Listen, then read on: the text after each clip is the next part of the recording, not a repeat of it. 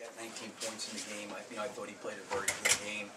I thought it was really our team didn't play at the level we needed to beat Kansas State today. I thought their kids played with great passion, great energy. They played really hard. They made key plays, key rebounds in crucial situations. I thought in the second half, I didn't necessarily think that Pat's foul trouble had anything to do with it, because I thought we really, for the amount of minutes he was out there, if he would have had 4 or 5 more minutes, he's probably not going to play more than that.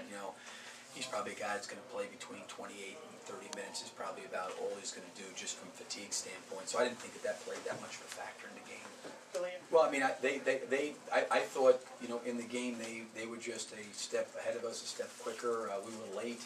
I think we let Spradling get loose several times on some 3-point shots. We gave up some offensive rebounds. We had, just a couple of plays there where, we were just late on some things. And in particular, our guards getting around and over screens. Is there anything that Kansas State did today that surprised you at all? No, I think they play how they play. That's how they play. I thought we certainly dug ourselves a hole in the first half, being down 11, and I thought our guys did a pretty good job of fighting their way back and cutting it to 3 or 2, whatever it was. And we had some opportunities to tie the game or get within 1, and we had a couple bad offensive possessions where we took some ill-advised shots at the basket. We turned it over, and it really led to them getting out on the break. They made a couple threes, and the lead goes from 3 to 6 or 3 to 8. And that, I thought, really hurt us in some crucial situations.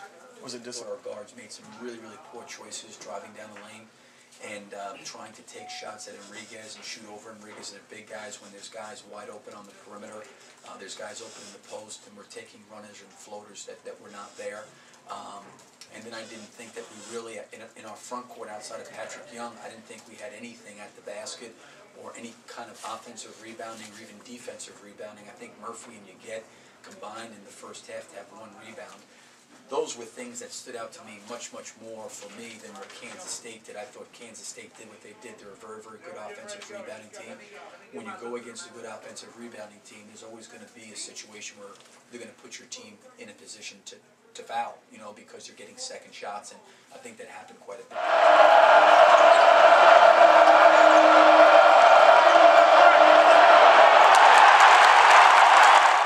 I think anytime an official throws a ball to a guy and a guy doesn't catch it cleanly, it's the responsibility of the official to blow the whistle and say, wait a second, now, it's one thing if he fakes a pass and it slips out of his hands.